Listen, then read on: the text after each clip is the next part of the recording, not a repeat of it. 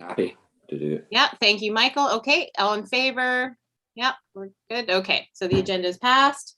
Adoption of minutes. Hopefully everybody had a chance to look over the minutes from our September 10th. Anybody have any comments on those minutes? Yeah, There's Ron? one typo. Okay. With reference to the discussion with the developer, I think the minutes say that prices are higher by 35 to 30%. I think maybe that should be 25 to 30%. Thanks for catching that, Ron. Yeah, I think that sounds closer to what he said. Okay, so with that small amendment, can I have somebody move the minutes? I'll move as amended. Yep, thank you, Michael. And second, Ron, thank you. Everybody in favor? Excellent. Okay, minutes passed. Public comments, Steph, anybody waiting? Nope, didn't think so. Okay, on to our delegations. Thank you so much. So we have Mark Shea joining us from Tomo Real Estate. Thank you so much. And this is part of a small series we're doing of inviting developers to come and speak with our committee and tell us about their experience on Bowen or their experience in general of developing. So I think, Mark, you've had some questions ready to prompt, and you and I had a quick chat earlier this week. And so please take it away. All right. Thank you, Robyn, and good morning, everyone. Good morning, Councillor Michael, Daniel, and Fritz, Ron, nice to meet you. Hello, Steph, we spoke on the phone. Let me test if I may share the screen. I think it'll work. Does that work? Yep, it works. Well, it works for me. Works. Okay, good. Let's see on my end. Thanks again for inviting me. My name is Mark Shea. With my sister, I co-founded Tomo Spaces, a research-led development company. Our mission is to help people live happier in densifying communities. 2 years ago, I moved to South Bowen. One of the things I appreciate is the almost daily walk in the forest with my daughter, and also the buddy bench at Dick's is also pretty great. Okay. In the previous meeting, Rob and committee members, you all discussed diverse housing options for diverse housing needs on Bowen Island. And today, I would like to build on that conversation and add these topics. Designing for well-being, multi-generational housing, and small-scale housing that's built by and financed with the community. So I'll use Tomo House as a case study, and we'll get super granular into it. And then after that, I'll zoom out and share some of the ideas in a lightning round format, exploring the concepts that we've been exploring on new projects. Does that sound like a okay? Yeah, great. All right. As we become the modern family with diverse makeup, diverse needs, very fluid arrangements in terms of work-life balance, it still seems that our housing choices are limited to either the single family home or the high-rise tower. So at Tomo, we're really interested in exploring some more options in the middle. So when I first started with development 10 plus years ago, our industry was very focused on sustainability, and we should definitely continue to do so. I think now our attention is focused on housing affordability. As I look a bit further out, I think the notion of sociability, how do we live together? How do we live well together will become increasingly important. And I think so far for developers, when we try to solve affordability, most of the solutions has been about compression. How do we make the condo smaller? But we think there's another way, which is really to look at the interconnectedness between affordability, sustainability, and sociability. And so we think there's a way to create a virtuous circle by linking these things. So I'll give like a more concrete example. If we cook together, that might lower our food costs and it builds social bonds. And as we build that stronger sense of community, it becomes easier to share cars, to share rides, and then that lowers emissions, transportation costs along the way. Now, with even more trust, we might even begin to share childcare. And we saw that for large-scale developers, they're not really set up to respond to all these diverse housing needs. So we wondered, what if? What if we can empower more people to build housing themselves so that they're becoming the makers of their own neighborhoods, so that more neighbors, more housing groups, more small-scale developers can create more housing options. So some of the things I've learned from fellow Bowen Islanders, Chris Corrigan and Kaylin Frost on complexity, that maybe it's about shifting patterns. It's about changing the process through which we make these homes so that we will have more diverse, more inclusive options. So I'm excited to share this process that we've been prototyping with our urban village, OUV, called Cohousing Light. So I'm grateful for the partnership that we've built with OUV since 2017. We've had our shares of ups and downs together. Co-housing is an intentional community where people know each other and they take care of each other.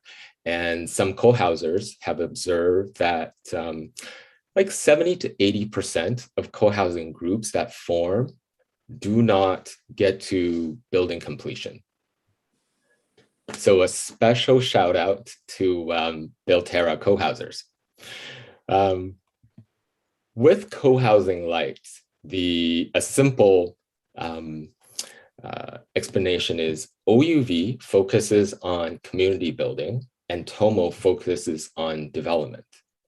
To streamline this whole process, we prioritize about 10 important decisions that OUV makes. Decisions like the design of the common house, where the residents are going to share the meal.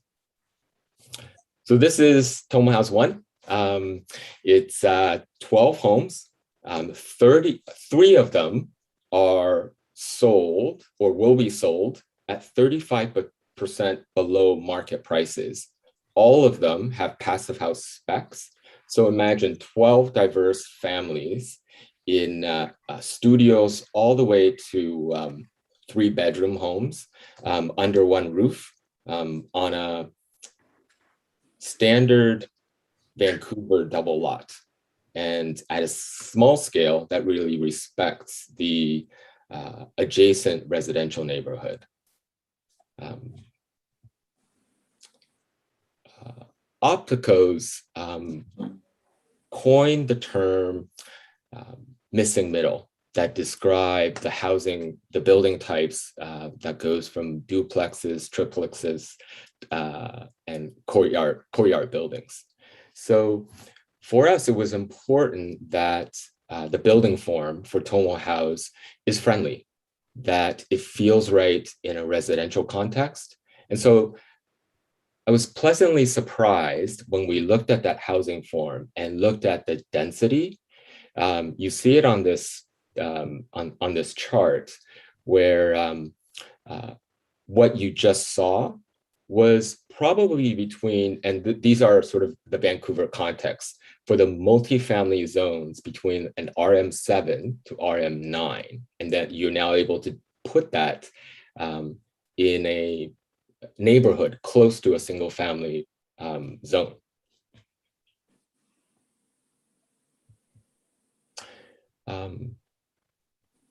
Now, we've worked with our longtime collaborator, Happy City, on applying the research into well-being. So in addition to things like eating well, getting a good night's sleep, getting lots of natural light, natural ventilation, there are a lot of evidence around some of these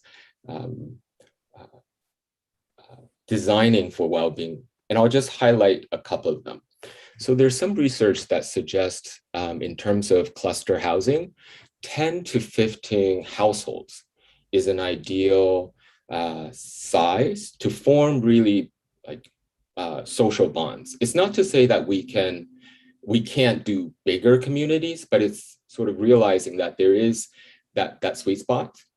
And then it's also that we see that residents with a longer security of tenure, so being able to live in the same place longer, either as owners or renters, those tend to build stronger bonds of trust, and we believe sort of stronger sense of well-being. And please feel free to pause and stop. Like if there's things that you wanted to double click on, we can do that.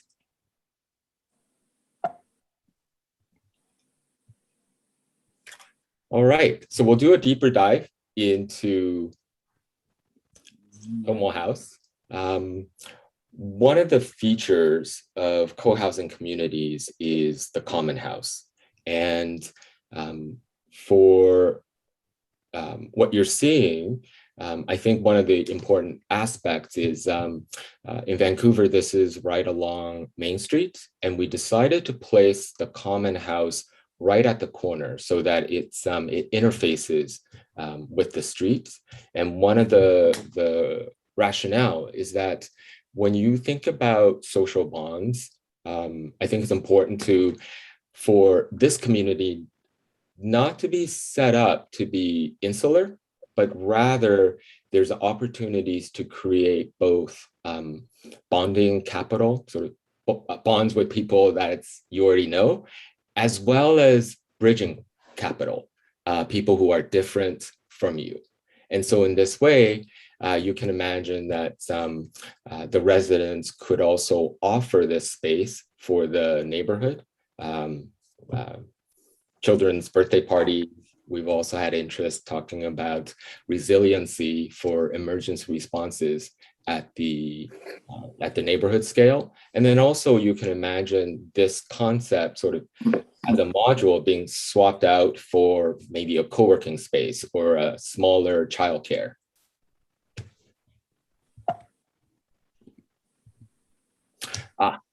Okay, so we're now going to go on the second floor, and we have a variety of housing sizes. I'm very much looking forward to this, people moving into this one.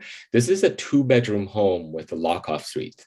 And so we've had interest, for example, from one parent who was interested for her adult son with special needs. And so this arrangement, see if I can, there's a 2-bedroom on the left side, and then there's also a studio with its own kitchen. So it provides some independent living, but with support. So there's an internal door that connects these two, and each of them have its own entries. Okay, we're gonna get into the math here. So how are we able to offer 3 affordable homes at 35% below market prices? This is our version 1, and this is done in 2017, so pre-COVID numbers, before the roller coaster ride with construction, building supply, lumber prices. So in this version, what we thought was, if you look at, say, in the Vancouver context, the typical single-family house, in the end, it was probably around $1,000, $1,200 per square foot. If you started to look at the components, the land cost of that was sort of around $650. And then the next biggest one is the hard cost. And so we thought that if we could, through bonus density, dramatically decrease the land costs, that would really move the needle. And some of the other ways we were looking at to lower cost are things like more shared spaces, passive house, so that when you look at the total cost of home ownership, you're also reducing operational costs. And then we also looked at, for example, for Tomo House, there's a car share. There are no, the community decided that there would not be, all the spots would be shared. And so you're beginning to look at sort of shared transportation, shared childcare, perhaps even some shared workspaces. Around the same time, the city of Vancouver was also analyzing different mechanisms for affordable home ownership. And Robyn, you and I talked about, I think some of these proposals will be coming forward. So there were three on the table. There was a price restricted covenant, a second mortgage approach, and third, a shared ownership approach. From our perspective, our first choice was the price restriction covenant, and then our second choice was the shared ownership. And we can sort of get into a bit of the pros and cons. I'll start. Maybe I'll just stop for it. Robyn, is this similar to some of the ideas that you've all been discussing? Yeah, so a couple of months ago, in one of our meetings, we were discussing a housing agreement that was coming up for one of the already approved rezonings on the island. And yeah, we discussed, ours was basically two versions of price restriction. So that's what we had talked about. We haven't discussed second mortgage and shared ownership. So I think those could be interesting to talk about as different models. I don't know if everyone's aware of those, but we talked about the two different price restrictions, which was essentially a sort of fixed price at the beginning with a sort of fixed percentage increase per year, whether that followed CPI or whatever that was, which is based on the Whistler Housing Authority's kind of model of ownership. And then the second one is based on a certain percentage below market, which I believe is what they've done out, I forget what it's called, out at SFU. They've done an ownership model like that, where it's 15% or whatever it is below market. And then when units turn over, you have a couple of, valuations, and then it's a designated amount below market. So that's what we had discussed the merits of. And, but yeah, we haven't looked at these other two options. Yeah. Okay. So we'll do a deeper dive. Perfect. So I'll start with the second mortgage. I think if for homeowners who have less equity, then this might be like one of the pros, where City of Vancouver, or swap out City of Vancouver for another municipality or another entity, would provide the second mortgage. The cons is that depending on what the terms of that second mortgage, the homeowner is taking on more debt. And then with the shared ownership, this is one where it's not more debt, but both for now, I'll say the city, both the city and the home buyer, they become co-owners. And one of the pros is that as housing prices rise, or sometimes they fall, but as they rise, then there's an opportunity to sort of grow that equity together. Now, one of the cons for consideration is that it misses an opportunity to decouple housing price from the market, so that if the market keeps rising at an accelerated rate, then those continue to rise in terms of price. On the price restricted covenant, which is the one that it sounds like you're contemplating, and the one that we eventually chose, I think the strong advantage is that you now create in the marketplace additional options, additional forms where the price is not purely driven by market. It can be set to a CPI, or it could be set to how wages, income levels are increasing. Yeah, that's great, Mark. That's also similar to kind of the conclusion we came to when we were talking about it at our meeting, is that ultimately long term, like you say, it decouples from the market, which, you know, has a huge benefit over the long term. Yes, and that long term was really important in our consideration. That, for example, if the bonus density is considered a community asset, then it should remain in the community for perpetuity.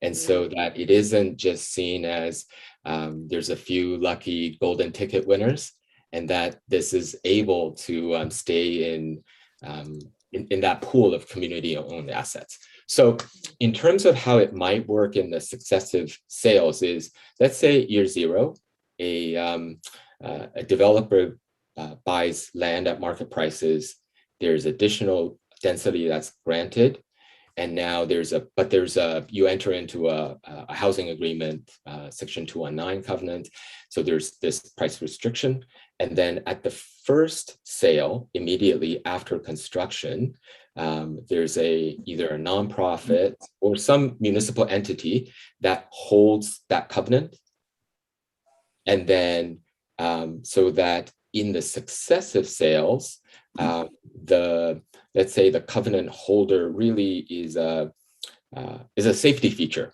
so that it will continue to be resold according to that restriction. In our case, so the red line is, let's say the market keeps rising. The green line, the calculation for how that increase will be determined will be set to, in this case, a CPI. So initially, we reduced everything by 35%. And then afterwards, the resale would be determined by that CPI.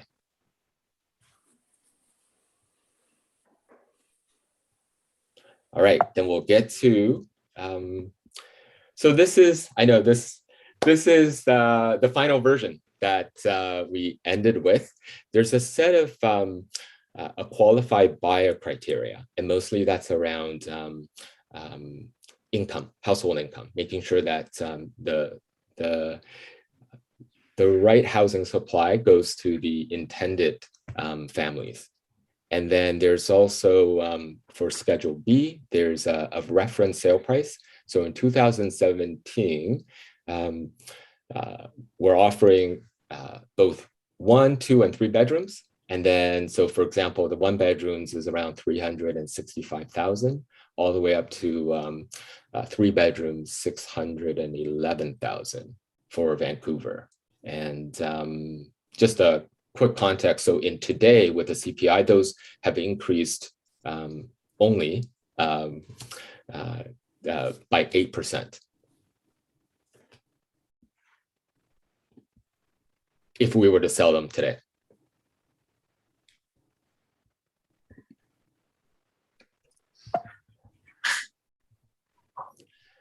Okay, so that was getting really granular on Tomo House. I'm gonna go into a lightning round and just share some of the ideas we've been exploring with some other projects. These are the different scales that we're good at in terms of Tomo. So I'm really inspired by the work of Suzanne Simard, a forest ecologist who her work sort of discovered and proves that trees do communicate with each other, and that forest is one amazing single organism wired for wisdom and care. So linking back to the work we were doing on well-being, this idea, when we apply it to a mid-rise, bigger communities, trying to really understand in addition to designing for social interaction, how do you design for social exchanges? So this give and take between the residents. And then sort of applying that thinking, we're going from atoms to molecules to rooms. And in order to make better homes that are more economical, one of the path is really baking in modularity from the start. So here, what you're seeing is that in a sort of using a 12 feet by 24 feet module, we can create a whole palette of room sizes so that it makes it possible to dial up or down a makeup of a building depending on what neighborhood it was serving. And then we're doing a project with mass timber. And I'm pretty excited because it's currently the only building material that can be a carbon sink. So as opposed to say using concrete or using steel. And we're with one of these projects, we are trying to build a zero carbon building. So that's one example of this is UBC Brock Commons project. And when you're trying to do a mass timber, it helps that we're beginning to think about that modularity, but also thinking about like even transportation. How will you get the building materials? How will you get the mass timber panels to site? And how will you lift it into the building? All right, so this is an example of Tomo Mini. We are partnering with Addy, a Vancouver-based startup that empowers the community to own real estate assets for as little as $1. And so we're really interested in the potential of this idea where it is now possible for a group of people to co-invest and co-finance small-scale development. So I'll share more details as this project progresses. And then finally, this is a resource offered by BC Housing on IPD, Integrated Project Delivery. So with some of our projects, we are starting to look into this type of contracts. I think with development, we work with such a large team of consultants and contractors and subtrades. And the existing contract makes it almost antagonistic. It's a zero-sum game, but there are emerging threads about how we can relate to ourselves more commitment-based, and so that we're spending our money rather than profiting at the expense of another. So that's IPD. And then by way of a quick update, before the pandemic, we were preparing for a rezoning application for the project called Bowen Wild. Now, we're taking this moment to reflect on the ways of how we live, work, and play changes after the pandemic. And then we're also taking this time to do test wells for water. So I look forward to coming back at some point in the future to give a more detailed update.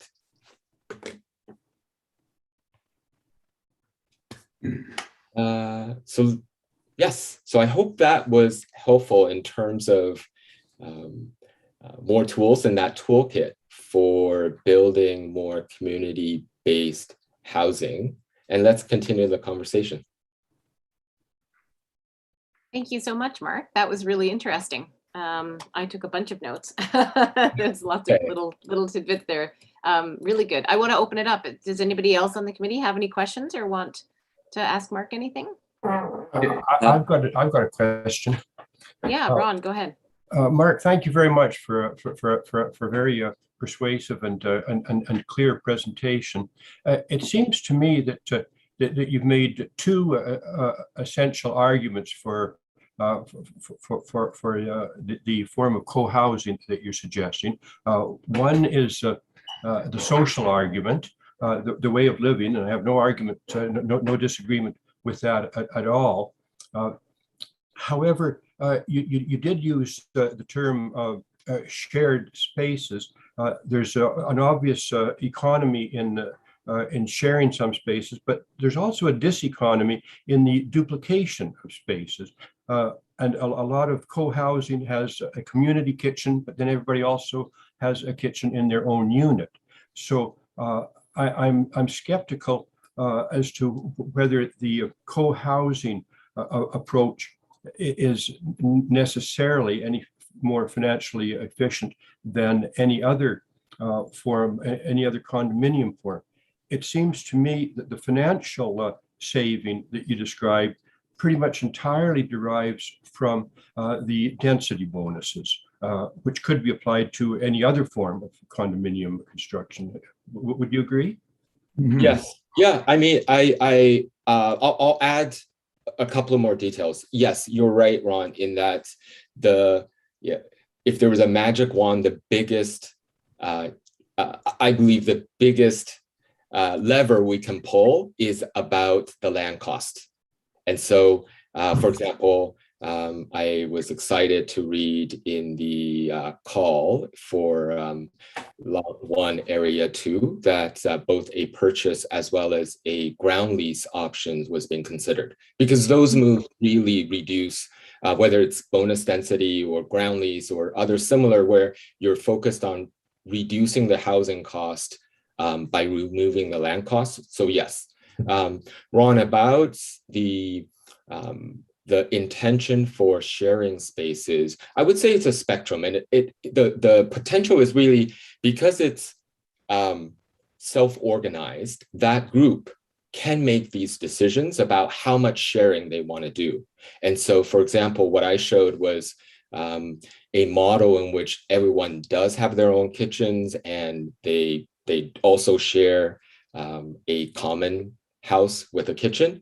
There are also co-living models, and you see some of this in the dense cities in the United States, where purpose-built apartments are taking some of this concept. And so imagine that on one condominium floor, there's a very large living room with kitchen, but sometimes they will go with like a 2-burner stove in the individual units. So that way, it's sort of one extreme of the idea that maybe you offload your private individual smaller kitchens for a bigger one, but that you share that one.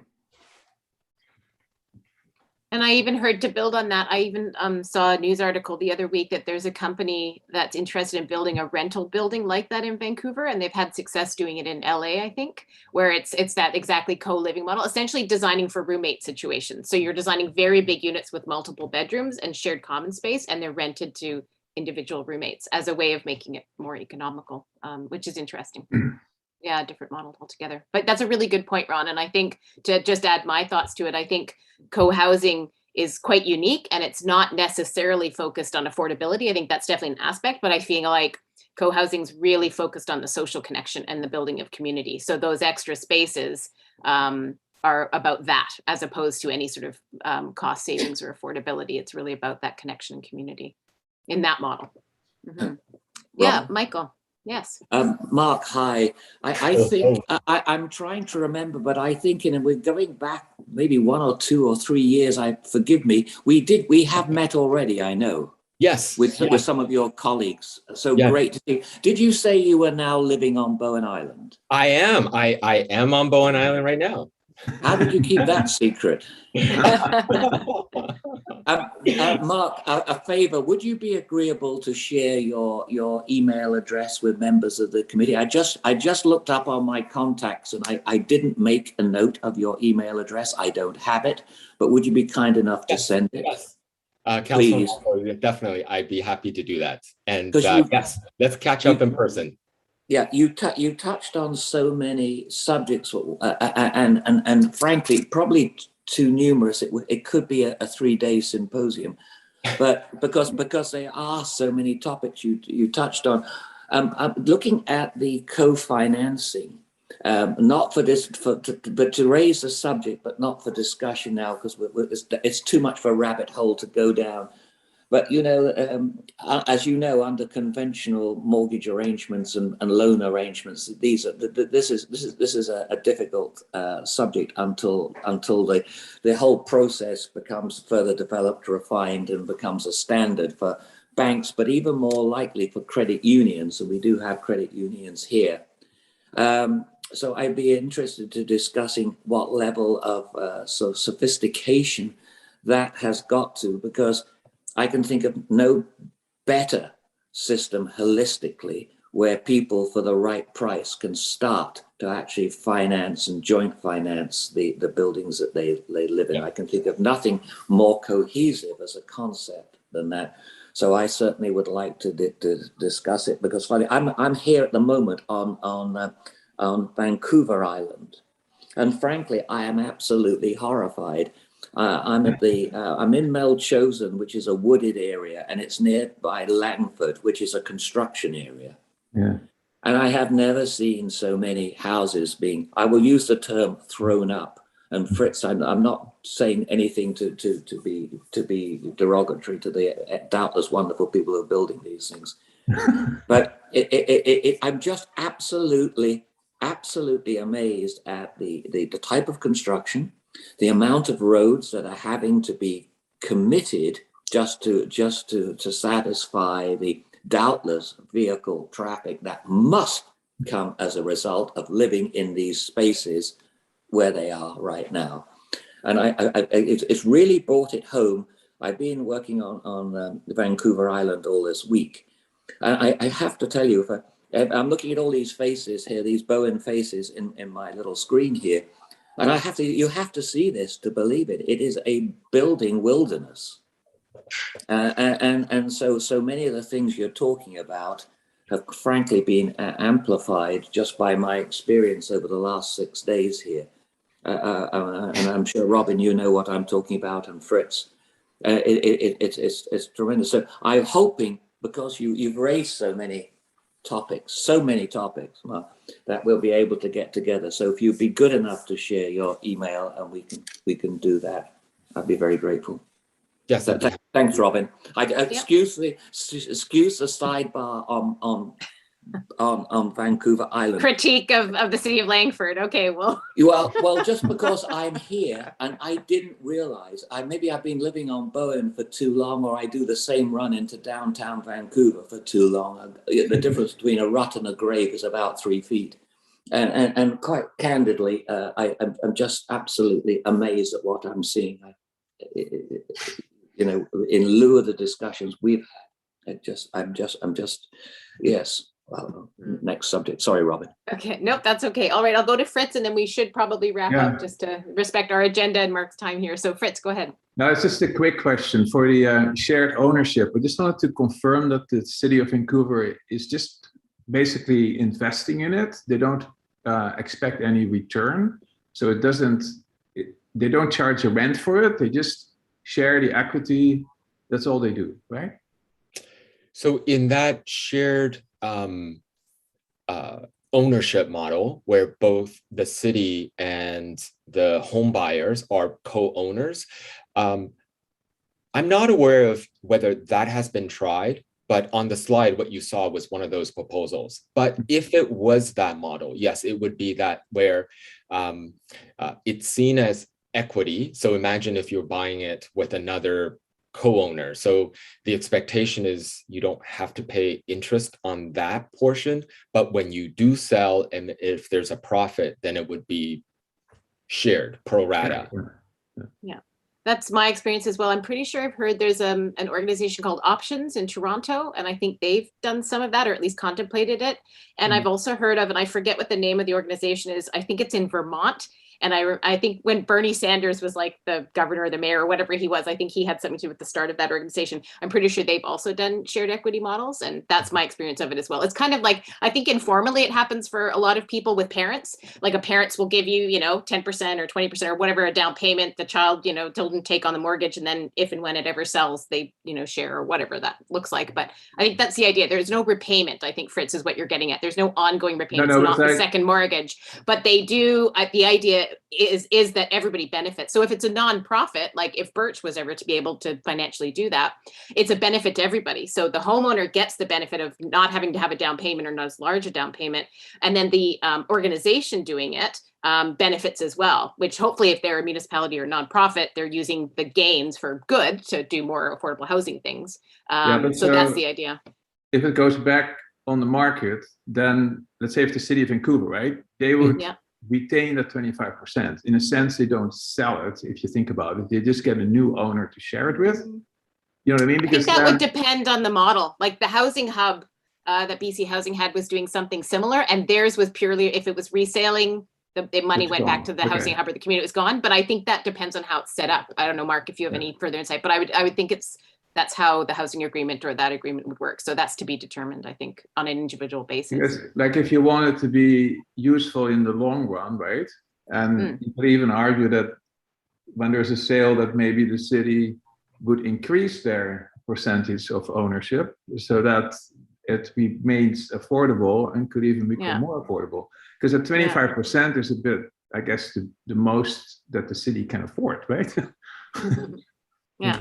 Well, that was my thought as well. And when I talked to the housing hub at BC Housing when they first came out, that was my critique of their program. Is it was affordable for the first owners, Yeah. but then after it was sold, the way they were talking about it, it went back out to the market and the affordability was lost. And their idea was, oh, well, we'll reinvest in affordable housing. And then my thing was, well, maybe in Vancouver, that's great because there's always more affordable housing being built. But here in Bowen, we don't have that much land. We don't have that much stock being built. We want to maintain the affordability in perpetuity. So I really like, Mark, like those other models that you're talking about of that decouple it from those market forces and maintain it in perpetuity, which I think is where this kind of committee landed with our advice when we were discussing it. That's more where my preference is in terms of affordable housing and those kinds of models. Yeah. I think, Robyn, I've had a similar critique in that too, thinking that it works well if it's then, okay, it's an investment, we recoup it, it's now market rate.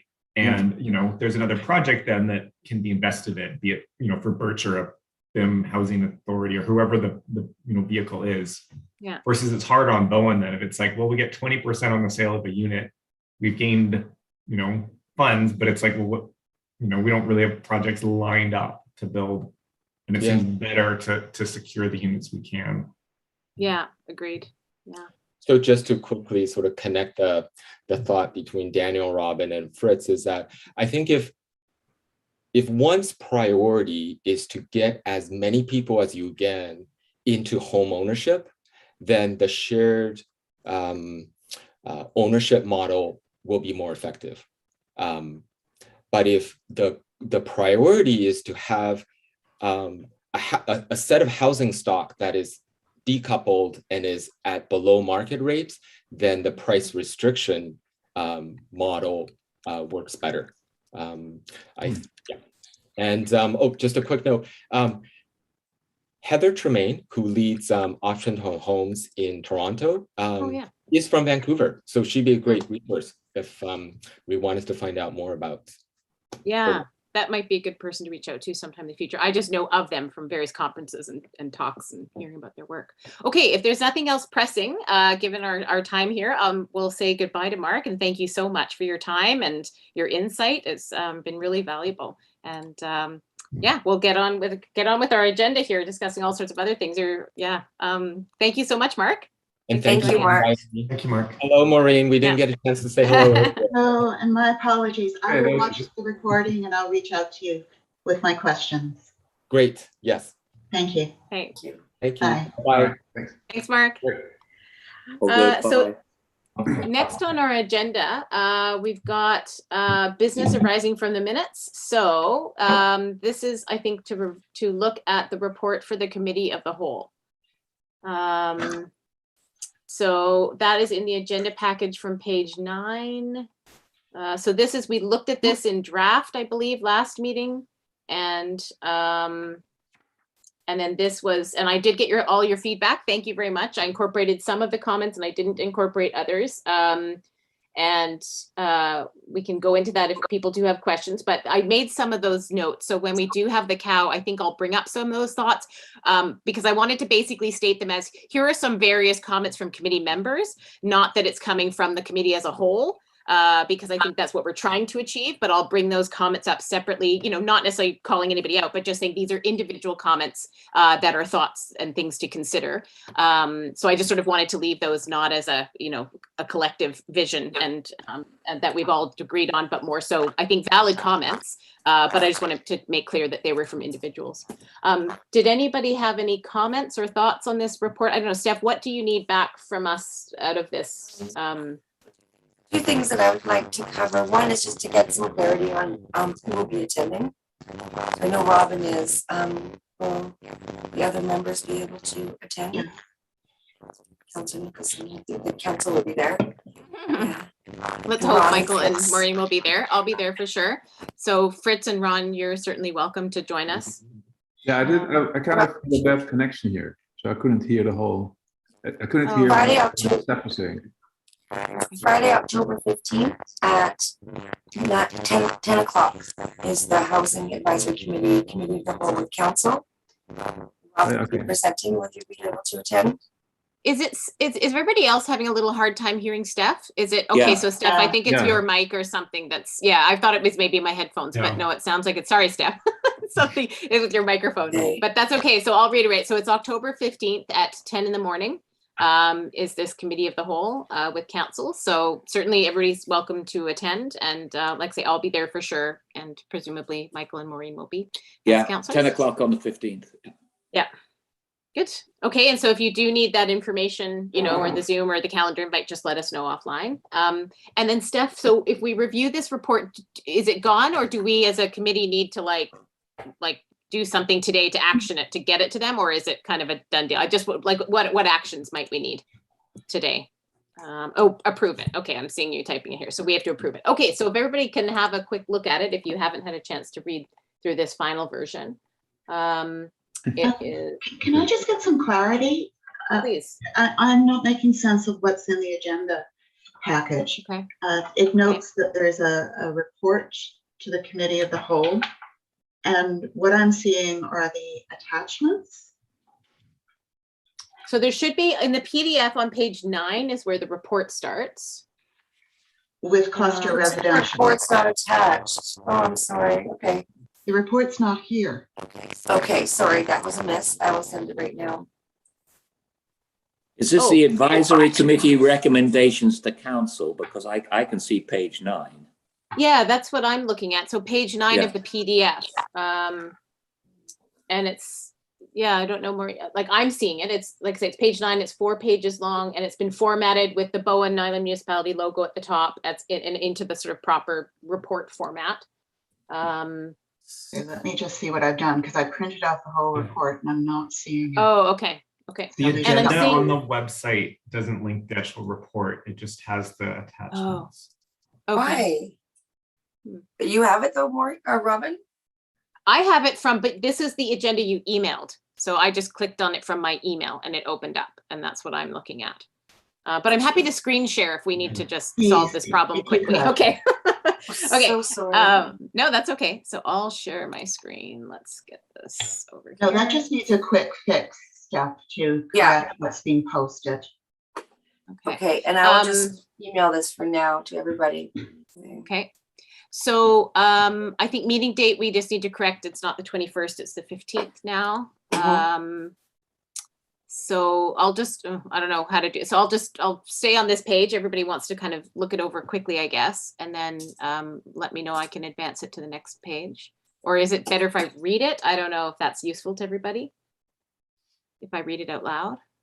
Yeah, I think it's good if you read it and go step by step. Okay. Okay, so we've got the purpose to provide council with recommendations regarding the creation of diverse housing options for Bowen Island community. The background and Steph's just sort of placed the terms of reference. We have a mandate to provide advice, recommendations to council to help inform strategic planning initiatives that achieve housing diversity for people of varying income levels, lifestyle, and age groups. And it refers to the housing need report. And that we have 8 recommendations for council. Oh, sorry, I'll do this. Oh. Recommendation number 1 is to set housing targets. So the rationale for this is to set measurable goals to guide policy decisions, provides a way to measure and monitor success and adjust strategies over time as needed. So point A is to create quantifiable targets for affordable and or diverse housing types similar to other communities. I tried to do a very quick search and I thought that that Squamish had made some, but I couldn't find it online. I know the city of Vancouver has some. I'm sure there's others. I will try and do a bit more research before the meeting on the 15th. But there are communities that have made these targets. And of course, it would be based on a recent housing needs assessment, among other things.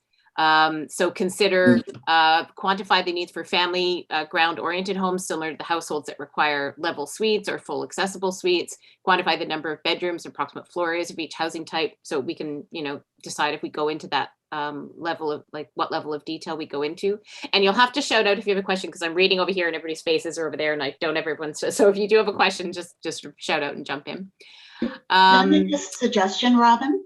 Yep. With this recommendation, could we refer council to the specific page in the housing needs assessment that includes the projected need? Okay. I think that would help the rest of council to think about where we're starting from. Okay. Okay. Thanks. Yeah, no, that's a good comment. And then, so number 2, recommendation, encourage more secondary suites. The rationale, encourage creation of more rental suites on already developed lands. So for detached suites, reduce the lot size for building a detached secondary suite, which is now at 0.9 of an acre. And just emphasizing that existing zoning restraints would remain. So you'd still have lot coverage, height, setbacks, wastewater, and potable water requirements. So none of those, we're not proposing any of those change, but simply giving more flexibility for people to be creative on smaller sites. Consider relaxing parking requirements in appropriate locations close to the Cove by either reducing the number required tandem parking and or allowing the small spaces in our bylaw, so a slightly smaller physical car space. Consider a survey or community outreach to find current buildings or suites not being rented and understanding any impediments to those becoming rented. I think this was kind of flagged when Rob Purdy spoke with us that, he sort of said, hey, I've got this building, but I've run into these zoning roadblocks and this water use, well issues. So there might be buildings out there that for whatever reason are kind of hitting these roadblocks that they're not easily being made available as rental stock. So is there a way that we can kind of find them and smooth the way for them, which is what D is about, explores ways to make safe and legal existing unused stock. So whether it's suites or accessory buildings, considering any work that we can do to survey it or outreach to the community. And E, in specific neighborhoods, i.e. near the Snug Cove or in locations served by transit, consider permitting more than one suite in currently permitted building massing. So I think that was the idea, and Fritz has spoken about this several times. If you're allowed to build a building, a house that's X size and height and with setbacks, is it one house with a suite or is it one house with 2 suites? That kind of thing, or is it a duplex each with a suite? So kind of considering those different things that if we're within the existing massing and you're still meeting all the requirements on site, can we sort of think of more creative ways? And from memory, I believe, I can't remember if it was a rezoning application, it was some sort of application came to us, a house that was near the Cove. It was the one that's connected to the marina. Yeah. And they had a couple of it was just it was kind of like they had the house and 2 suites below and they wanted to maintain the 2 suites as rentals. And we sort of discussed that as a committee previously. And I think we recommended to approve it because we said, look, it's near the Cove, it's walkable to everything. It's kind of an ideal place to have more suites. So it's taking those kind of considerations. Is there a way we can, make more of those more easily available? Recommendation. Yes, please. Yeah, Fritz. Yes, the potential requirement for rental-ready secondary suites. That's further down. Oh, yeah, I think down. I've got that elsewhere. Yeah, okay, I think I've got it elsewhere. Yeah. Sure. Number 3, recommendation housing reserve fund. This one's pretty obvious, funds to support some of the initiatives listed here and other affordable housing initiatives on island. So just actively seeking methods to build those housing reserves. So I think that's just, if council was to say yes and give us a directive, maybe that's like a little project that we can do to do a bit more research on that. Because obviously there's a couple of very obvious, ways to fund it, the MRDT and cash in lieu. But maybe there's some other ideas out there, or maybe that work's been done. I'm not sure. That's not off the top of my head, but it'd be nice to prioritize that again. I'm a bit of a broken record here, but it'd be nice to prioritize the MRDT, because to me, that seems like a really easy way to start bringing some money for the Housing Reserve Fund. Robyn, Yep. it wouldn't hurt to know what is actually in that fund at the moment. The Housing Reserve Fund? Yeah. Happy to be corrected, but to my knowledge, it's 0. Yeah, Daniel's nodding his head. Yeah, it's created, which is the great first step, but there's nothing in there at the moment. I don't think we don't collect the MRDT, and so far nobody has taken the cash in lieu option for the affordable housing policy. So yeah, Okay. it stands at 0. All right, it stands at 0 then. Okay. Yeah. So recommendation number 4, cluster zoning. And there's a couple of examples. So this rationale is it allows for gentle density in established neighborhoods away from the Cove. So encourages building small homes suitable for all stages of life in existing neighborhoods island-wide. And one of the committee members offered, long-term residents often prefer to stay in their neighborhood and will not sell their homes to move to the Cove or off island. So, we probably all know some elders in our community that maybe are, struggling a bit in their home with, steep driveways or maintaining or any of those kind of things. But, the option to them is to either, move off island or move into something that's less suitable. So this is one of those concepts where, it's gentle density. It's not that we would sort of blanket, rezone everything, but it's kind of, it's a targeted thing that maybe there's 1 or 2 spots in neighborhoods around the island where you actually say, yes, we could take this, very large lot and build a number of small homes attached or detached or whatever it is. And so there are these 2 examples that I know of, and they're attached in Gibsons and Maple Ridge. And I think City of Vancouver, didn't attach that one, but have these small cluster zonings. And, they'd have to be, it would be a rezoning process, but just allowing that. And it's having that diversity in all of the different neighborhoods, as opposed to just having density and these diverse housings only near the Cove. Hey, Robyn. Yeah. Would this be the right place to also consider allowing duplexes, with the same restrictions that you have noted for secondary suites in suitable neighborhoods or in all neighborhoods?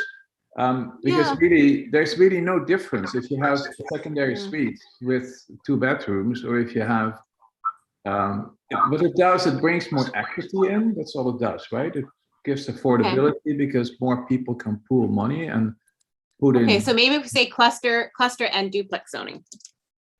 Yeah. So, and then we just sort of add a little bit here, create new zoning types, cluster and duplex. Yeah, and it would have the same restrictions as you wrote down in 2A. Yeah, okay. And yeah, so maybe I'll add same restrictions as 2A.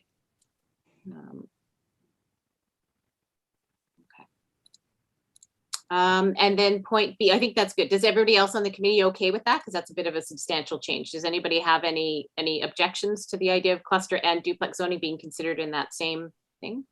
No, not hearing any objections. Okay. No, there's a difference there in my mind. I think the cluster zoning, to make that more approvable, is more like spot zoning, while duplex zoning with all the same restrictions as you have in 2A is actually really similar to secondary suites. Yeah. From an impact point of view, there will be just as many cars, there will be just as many people. It's just owned differently. Yeah. Sorry, Daniel, go ahead. Or I was going to say, does it fit better under number 5? If it's like desired houses, rental suites, and, smaller for sale units like duplexes, and it's in that point. So it's like could be. Rather than cluster zoning. Yeah, the word cluster zoning, I agree with that. Because cluster zoning sounds more experimental, something unknown, and not necessarily applicable to as many lots. Yeah, and I think my only hesitation with that is, I feel like maybe we need a couple of steps, and I don't know if everybody else would agree. Like if we kind of make a change that, and I don't know exactly if this is Fritz what you mean, but I know in Vancouver they did that blanket rezoning that basically any single family, zoning could now be a duplex, right? And or just about any. And I feel like that I'm just respectful of other people's thoughts and on this. I think that would be a very dramatic change. So if it was sort of a land use bylaw change, I feel like that would be quite a dramatic step to take initially. Whereas I feel the idea of these, like you say, spot zoning, pilot projects of the cluster and the duplex, Yes, yeah. that I feel like a first step. It's kind of like we've done with the tax secondary suites. Let's take a first step. Let's do it on the bigger lots. Let's see how it goes. Okay, Let's give it a sure. couple of years. I feel like that's an easier way to introduce these kinds of changes rather than, so if that's okay with everybody, it's just a gentler, easier step. But again, I think hand in hand with that is simplifying the spot zoning process. So, and Yeah, but that's kind of what I've written. Then you should clarify that both of them are an example of spot zoning, both cluster zoning and duplex zoning. Okay. Yeah, so maybe it's a recommendation like pilot projects for cluster zoning and duplexes or something. Yep. And yeah. Okay. Yeah. And then this last point, I think, does bring that home as well, is that to invite, support, facilitate private property owners to apply for spot zoning to convert a single family home into one of these new zonings. So maybe I'll just reword that into one of these new zonings. Because again, it's something we've talked about, that it's we want to make it simple. If these are desired forms that we want to do, we want to make it so that the rezoning process isn't hugely onerous or is as simple as possible. Okay, so I'm okay with number 4, if everybody's okay with how that's amended. I just have a question regarding the language, and there probably isn't a good answer to this, but spot zoning sometimes just elicits an automatic, oh, this is wrong response. Is there any other terminology that is used to describe? Pilot project. That's sort of the other one. Pilot project is, I think, a gentle way to say it. Yeah. Yeah. Maybe consider that. Yeah. No, Yes. I'm happy to change that too. Yes, echo that, Robyn, from previous experience where spot zoning was kind of viewed negatively because the terminology just didn't sit well. So any other terminology is great. Yeah, I'm happy to change that language there just to pilot project. I think that makes sense. See, that you know what I find interesting, because a pilot project, of course, implies that it's something new and experimental, which is true for Bowen. But the moment they are more acceptable, like in the city of North Vancouver, it becomes spot zoning because it's not a pilot anymore. Yeah. So Fritz, baby steps, right? With baby steps. Baby steps, yeah. Let's do the pilot project and then we'll gently go into the spot zoning. Okay.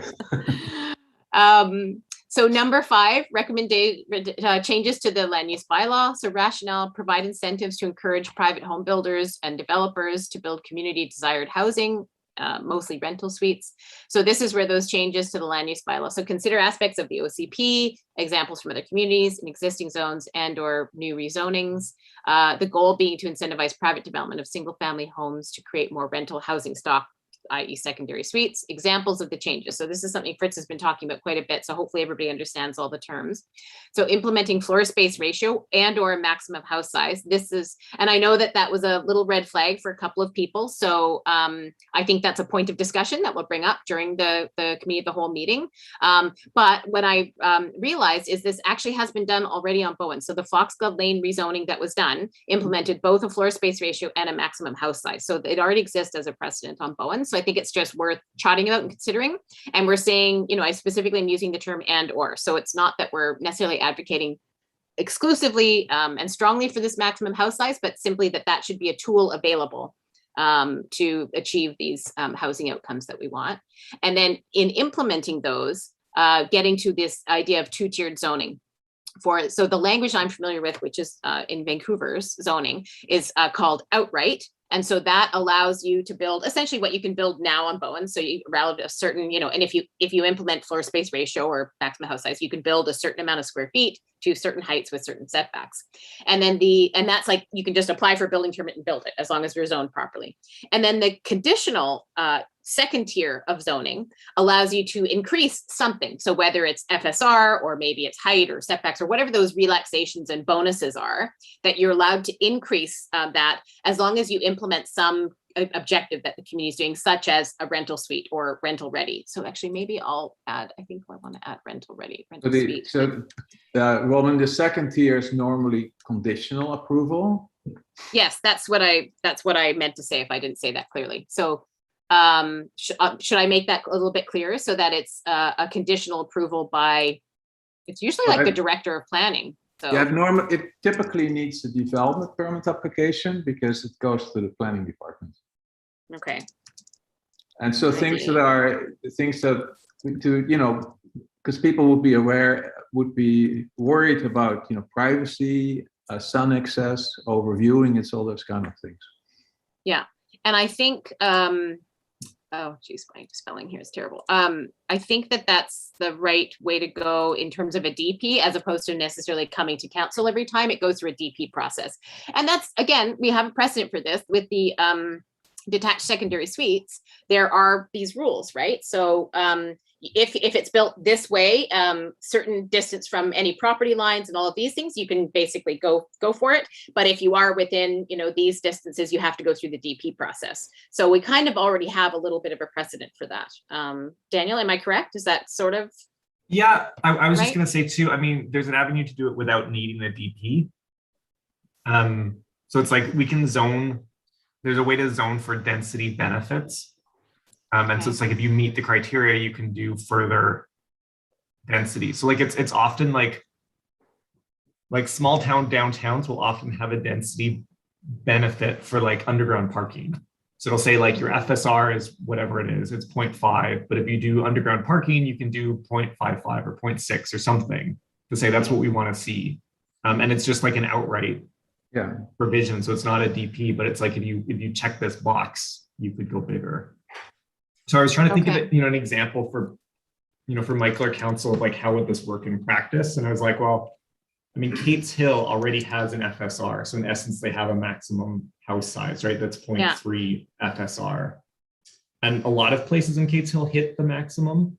Like it's pretty, and they also have a 30% lot coverage. So they end up with sort of weird, like it's a weird zoning to have the FSR the same as the lot coverage. It is. but that's what they have. But so an example could be, it's like, well, it's 0.3, but if you build a secondary suite, it's 0.3 something, or it's 0.3 plus 90 square meters, and essentially saying that 90 square meters for the secondary suite it is a bonus. Robyn, can I just ask something? When I was reading this section on a previous iteration of this presentation, and it was looking at maximum house size, there was a reference to location on the island, and I cannot remember the wording, but that was because this could be a huge stumbling block. This A1. What happened to that wording? There was some wording somewhere on this section referring to dependent or subject to various the location on Bowen Island. You made reference to that. I'd have to go and look, but I may have removed it because maybe it just wasn't valid anymore. But I think what I went back to was just kind of putting an overarching, considering aspects of the OCP and all of those things. So I don't think that this should, again, this is very open.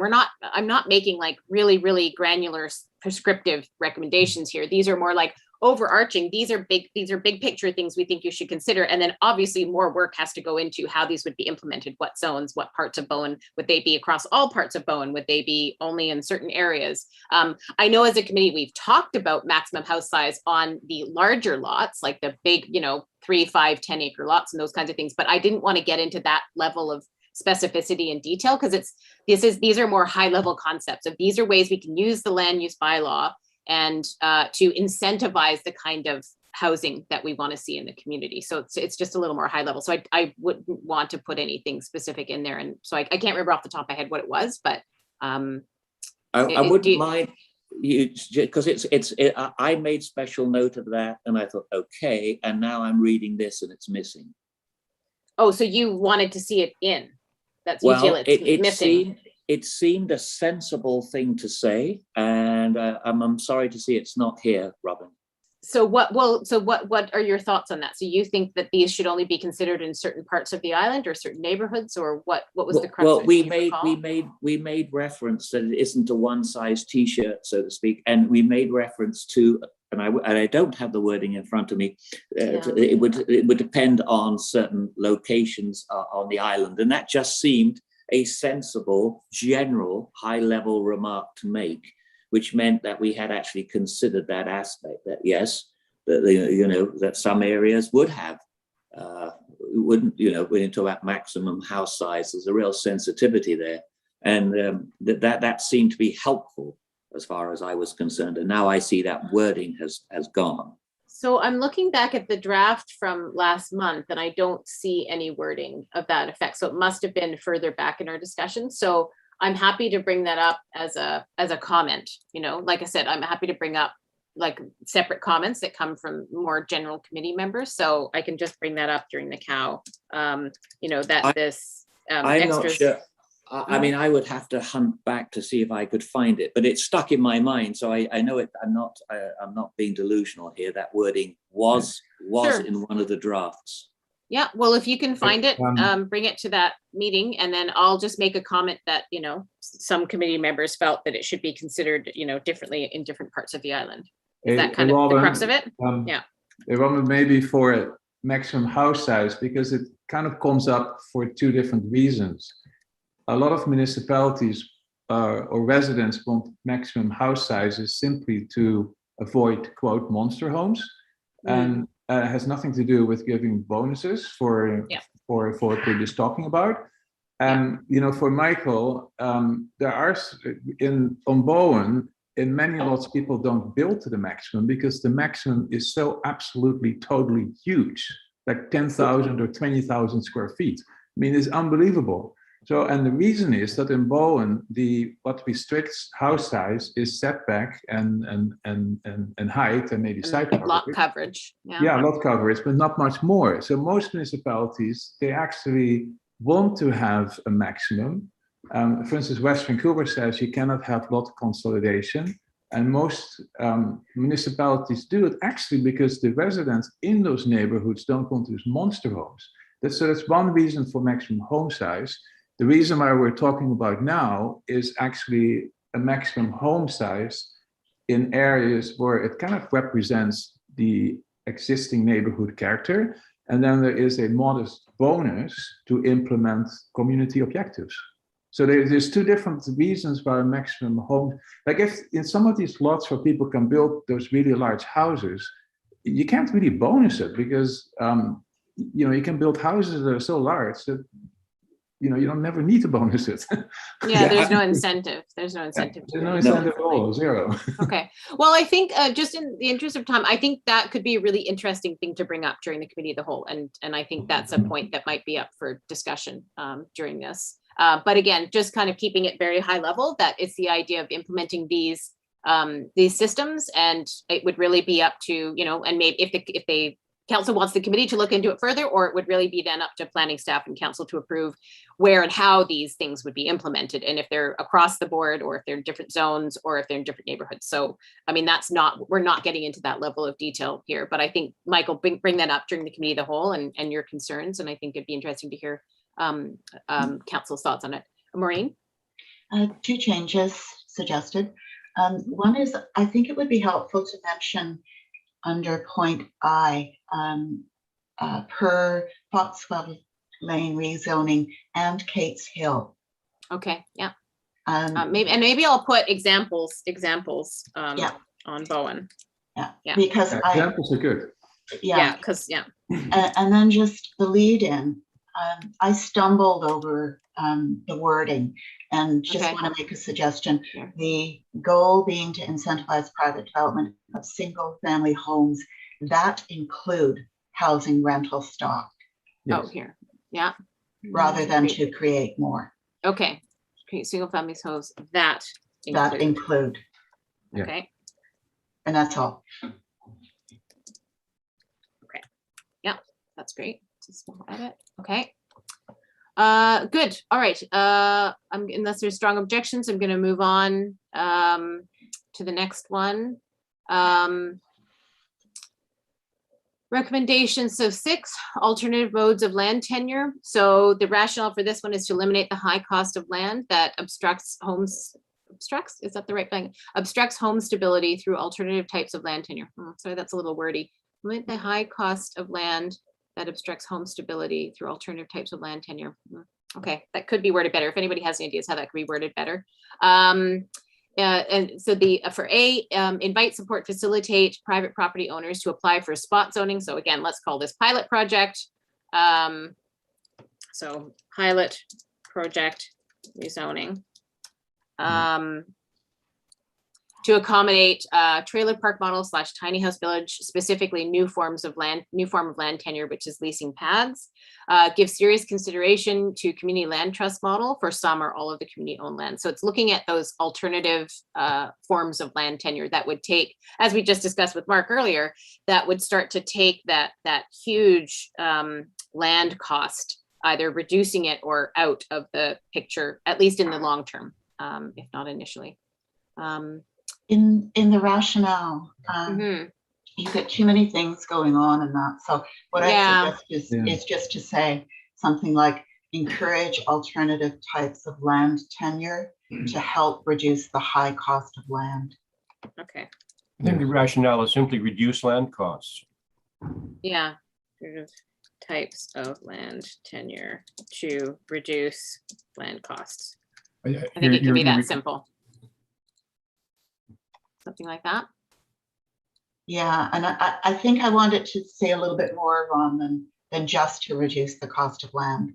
Yeah, because I think the rationale is it's about these alternative types of land tenure. So it's not just ownership. It's not it's about land lease, which Mark mentioned, and we have some precedent, and about maybe the community land trust. Robyn, sorry, I just wanted to back up. We just had a question in the chat about what is gentle density.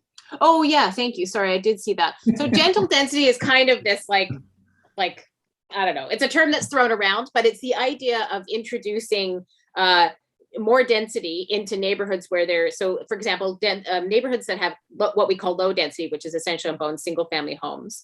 When you want to introduce more density, gentle density, in my opinion, is sort of when you introduce forms, and Mark kind of mentioned this a little bit in theirs with the Tomo House project, was that are similar in size, similar in scale. So, you know, you're not taking a single family house and a neighborhood on Bowen and building a 3-story apartment building, but you're building something that's, you know, a similar size to a house and all of those things, but it maybe is divided into 2, like a duplex, or maybe it's divided into, you know, 3 different apartments, or maybe there's, you know, 2 or 3 buildings, which on a slightly larger block, that would be common, a bigger house and maybe a garage and then maybe a secondary suite, but they're all owned separately and occupied. So it's sort of the idea of introducing density gently into low density neighborhoods in building form and size and character that are similar and consistent. Are we talking about moderate density increases?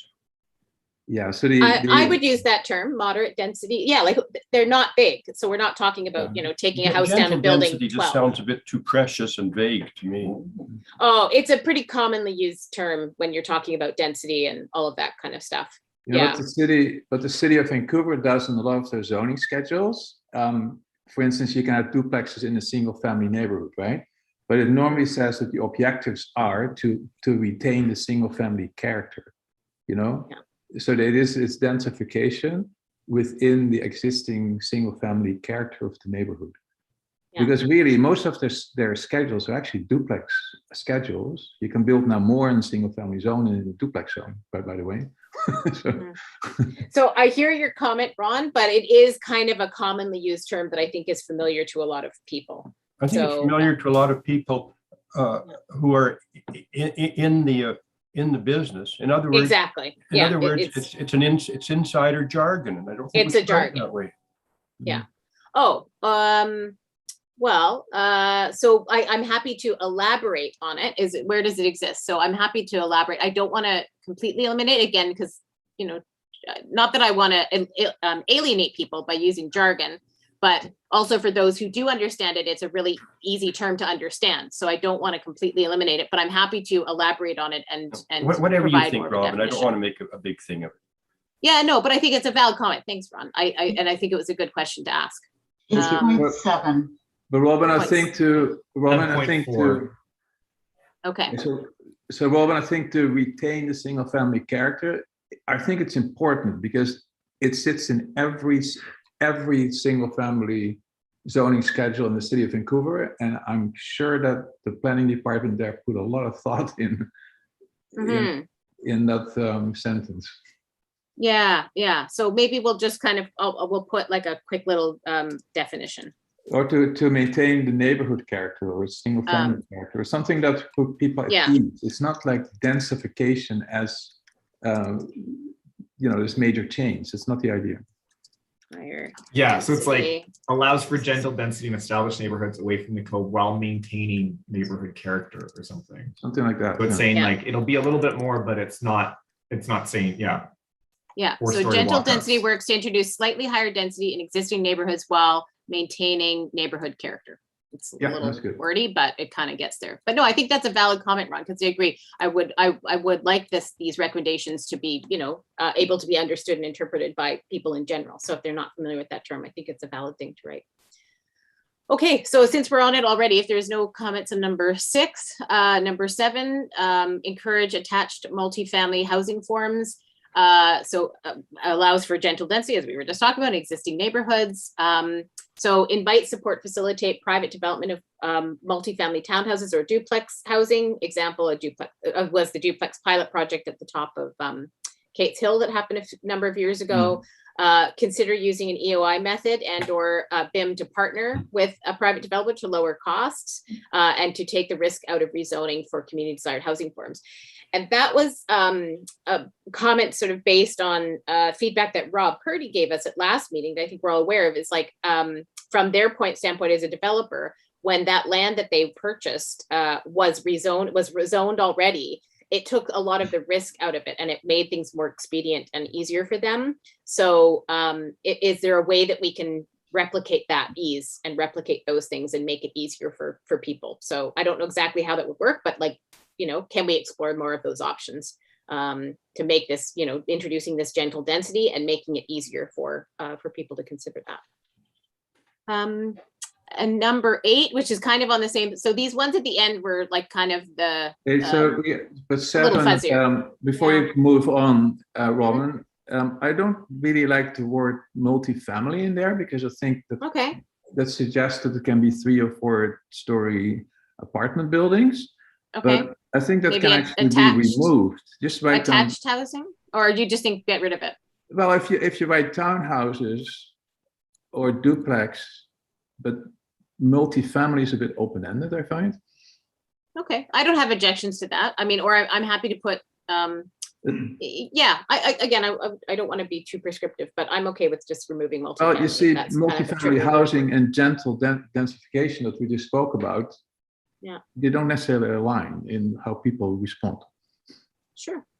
Yeah, I'm fine with that. So we'll just say townhouse and duplex. So I think people understand townhouses and duplexes. That's pretty clear to people. I think what housing forms we're talking about. So I don't think it's a bit redundant. Yeah, so I'm okay with that. And number 8, proactive rezoning. So this would be kind of what I've just talked about with Rob Purdy, would be actually the council taking the initiative to proactively rezone somewhere. And I'm going to throw this as an example because in my mind it's a pretty clear example. I'm not saying that this is a recommendation to do this, but if there are lots near the Cove, which I think there are a couple of streets near the Cove that we could identify that are currently zoned for single family, and so you could potentially take those, a block of those, a bunch of those lots and take them from the single family zoning that they maybe have now and essentially upzone them to something else that's mixed use or larger density or whatever it is, a higher FSR, something that's near the code that's desirable. And if you pre-zone those, again, it takes that risk out of somebody wanting to do a development. So they already know that, oh, I know I can build this many units. I know I can build this much FSR on that lot. But then the backside of that, so if council proactively rezones something, then the other side of that is that you want to actually capture some of that value so that if and when somebody takes advantage of that zoning, so let's say somebody buys an older house in that area, they say, I want to take advantage and build 6 units or whatever that might be on this piece of land, that then they actually contribute through development cost charges or community amenities or something, rental suites, like there's examples, public pathways, maybe they contribute to the affordable housing reserve fund, like whatever those looks like, right? They contribute in some way back because they're obviously getting an advantage by having that upzoned. But Yep. it just, if it's something we want to see happen, especially, I think that this one's very specific, I would say close to the Cove. I wouldn't necessarily be in favor of this further out, but I think in the Cove, in a couple of really target areas, it seems like it would be a pretty good thing to do. And just point B here, zoning could include options. Some items could be included, but others could be additional. So that was kind of the idea of the two-tiered zoning, and that we talked about. So, whether there's commercial or if it's rental or if it's whatever, there can be, different options built into that zoning.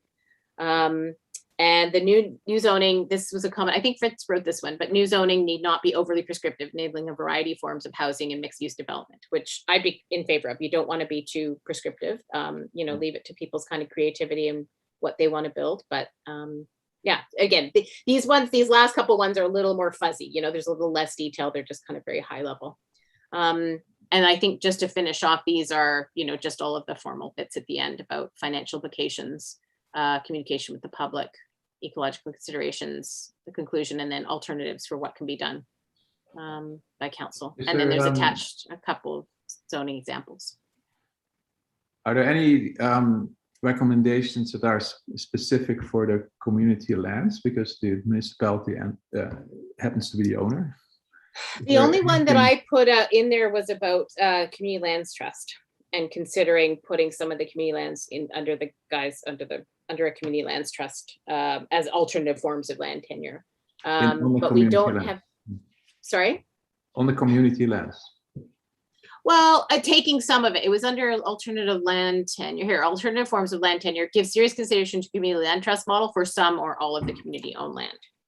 So, again, pretty high level. I'm not going to be very specific about, you should take this area and make a community. It's something that should be looked into and considered.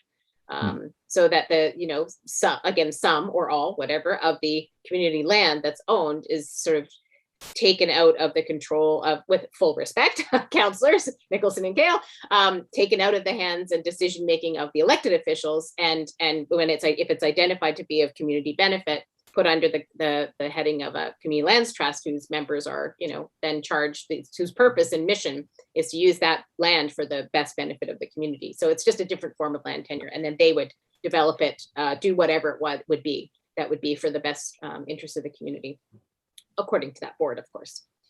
So it's just an alternative. So, but I think, Fritz, to answer your question, that's the only part that refers to the community lands. I think we haven't gone into these. Again, these are really high level. We haven't gone into too much. And I think also because it's our, staying in our lane, like the mayor's standing committee is really focused on the community lands, and ours are more, our terms of reference and our purpose is much more about housing generally.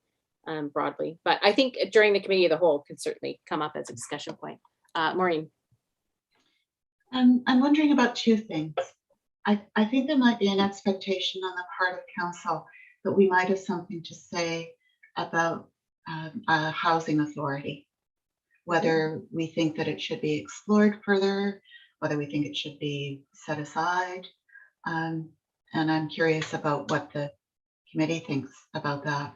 And then the second point is, I worry about our response to these recommendations as sort of housing gone wild.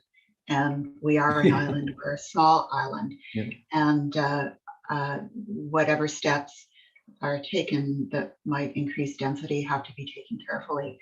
So to some extent, it's a motherhood recommendation, but it's an acknowledgement of the committee understanding that that is a concern for people here. And a recommendation, something along the lines of consider these recommendations in the context of the island's limited land base, projected population growth, and resources. Just a nod in the direction of we're an island, and we may not be able to do all of these things. Is that covered somewhere? Robyn?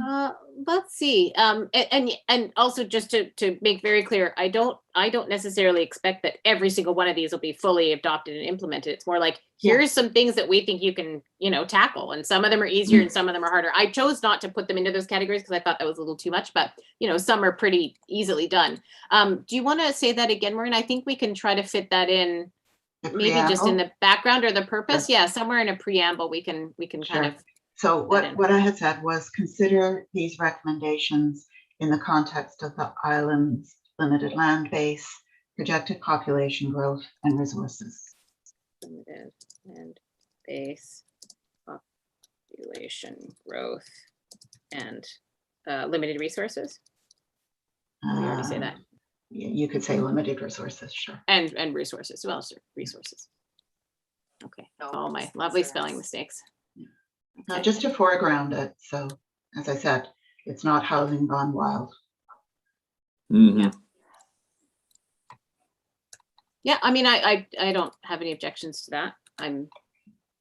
I think it's all, again, it's sometimes it's hard because so much of this is in our heads because we've all been on this committee for so long. And so I think this is a great exercise because, like you say, and I appreciate that comment from the wearing your counselor hat, not your committee member hat, because it's like a lot of this is going to be new, or at least somewhat new, or a long time refresher for a lot of the counselors. So I think that's and to say, like, absolutely, I think that in my mind it's a given, and I think it's good to put it down on paper in black and white.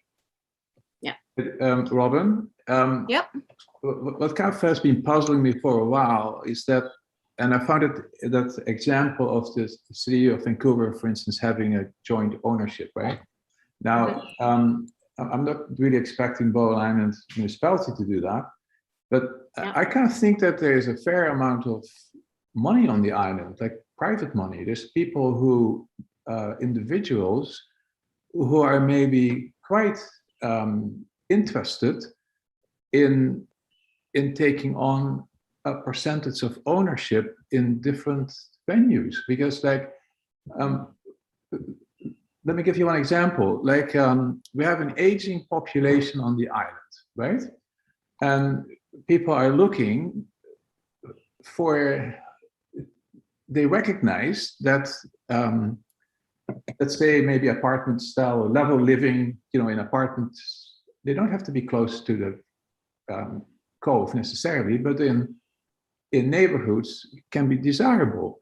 Now, and everybody always thinks that they stay in their house forever and they don't need it and they're not going to move, but they may be willing or interested actually in investing in a suite like that. And then maybe one day in the future, they can use that suite, and maybe never, but it's using capital that's out there. If you see the amount of cars going onto the ferry, and if you look at them, they're not old shabby cars, there's money there. So I think it's providing opportunities for individuals, so-called private capital, whatever you call it, to take part in these initiatives. I hear what you're saying, Fritz, and I don't disagree. And it's definitely something that's on Birch's radar. But I guess my question back to you would be, do you feel that that's the role of council? And is that an appropriate recommendation to make to council? Because I don't think that it is. I think it's an interesting conversation to have, but I don't know that that's something we can say, this is a recommendation to council that you somehow facilitate no. financing options. Yeah. I can see maybe it's a good question for Tom Swan or so, Yeah, or yes, a more informal discussion, exactly. Okay. And actually, I know Mark, and sorry, we're over time, so I'm going to make this very quick, but if you haven't looked at it, Mark mentioned it very, very quickly. ADDY, ADDY, is this really interesting alternative form of financing, and I was really interested to hear that Tom was working with them. I've heard about it from other folks. So if you haven't looked at their website, have a look at it. It's quite a fascinating thing, and it's interesting to hear their Vancouver startup. And it's so maybe we can discuss it at another meeting in the future. We're very short on time, so we're actually over time already. So Michael, did you want to say something? Well, really important? I hate to be a dragon here, but I'm actually the one. I've got another call which I put back for 10 minutes because it was originally at 11 o'clock. So Yeah. I'm not sure how we can draw this to conclusion, but if not, I've got to respectfully ask to depart. Yeah, well, I think if maybe we can just very quickly, is everybody okay to approve this report as amended, as we've sort of collectively amended here? And if we can, so Maureen to move, I think I saw Ron to second. And so if everybody's in approval of this amended report to go, excellent. Is it worthwhile to send it out to everybody to read it once again? I prefer not to, because the Okay. meeting's in a week, so we've kind of got to okay. get it, like, make these changes and then get her out. Okay, And then, fine. but yeah, if you can come to the meeting next week, I think that'll be a really robust discussion. And All right, okay. yeah, it'll be The great. one point- Maureen? Robyn, I had 2 points. We addressed the second. The first one was the housing authority. And I Oh, think that yeah. we don't have to address it in the report, but I think that we do need to be prepared for questions from council about what this committee thinks about that issue. Okay. Okay, so I'll just put that in my little comment section here. I'll bring those ones. I think that's valid. Okay, so that's approved. Steph, that makes you happy that that's all approved and can go? Yeah. Okay, and your sound is now absolutely terrible. We can't hear, like, can barely hear anything. So sorry, you wanted a name on the report, or name for the report? And I think Michael can go, because I think we still have quorum, don't we? If Michael leaves, so I don't want to hold Michael up because he's got that. So I think we're okay because we've got Maureen, Ron, Fritz, and I. So Michael, please feel free to duck out when you need to, and we'll wrap up the meeting. Okay, Robyn. Well, if we brought this to a conclusion, that's just a tidy part for me to head off. Yeah, yeah, thank and we're you. probably going to defer a few things now. So yeah, thanks, Michael. Yes. Thanks for your time. So Steph, sorry, you want a title for this report? Oh, where are we? Sorry, I scrolled too high. Recommendations report, okay? Housing advisory recommendations to council. I mean, I can't really think of anything else. Maureen, you're the sort of wordsmith of the group. Can you can you think of anything? Or Daniel, do you have any other thoughts as to what we could call this report? Yeah, I don't. I'd leave it as is. Yeah, it's Recommendations. plain and clear. Housing Advisory Committee recommendations to council. That sort of says it all. Okay, so let's leave it at that. So I'll stop sharing now. Now I'm sorry, everybody. I thought that we had a little bit longer, so I wasn't being as diligent with my time as we usually are. I usually try to be. So we've looked at that. That's 5.1. I fear we will have to once again shuffle off 5.2 and 5.3 because we're over time already. So we'll have to defer those to a future meeting. And actually, I know that we had planned to work on housing type targets, but I'm glad that we're going to have the committee of the whole, because I think it'll be really interesting to have council's feedback on that. And now that we've made these recommendations, to hear from council and to hopefully have some directive from council. Oh yes, these 3, these 4, these 2, whatever are of interest, please Housing Advisory Committee pursue those and make some recommendations. So it'd be nice to have some direction from them on this. So I'm not too sad that we don't have time. And I think that several of these, just for future note staff, I think those 2 points, 5.2 and 5.3, are going to need a lot longer than 10 minutes. Like, I think they're just going to be really robust discussions each. So I think, and sorry, that's probably my mistake in not looking more closely at the agenda as it was drafted. So just for future, we'll have a little closer look. Yeah. Okay. So the only other thing was an update from Councillor Nicholson on the Mayor's Standing Committee request for expression of interest. Did you want to say anything quick, Maureen? No, just it's out there. And I don't know, Daniel may have more to say, or we just acknowledge that the closing date is the 5th of November, thereabouts. 10th or 15th, I can't remember. Yeah. Do we have any idea? Like, I guess you probably don't. We won't have any idea until they're actually submitted, how many people or how many groups might be. Yeah, and I'm not sure we can even discuss it while it's Fair still enough. out. Yeah, fair enough. Yeah. Okay, great. So if there's no other comments, we will adjourn. I apologize. We're almost It's 20 just- minutes late. Hey, Robyn, said October 15th. It's just a Zoom meeting, I guess, right? It is. It's a Zoom meeting, committee of the whole. Yep. And staff will send the invites. I think it's Yeah, I sent it already. It has been sent out, but I'm not sure who all was, I got it. So I don't know Okay. who was maybe added. So I'll I go can look certainly. for it. Okay.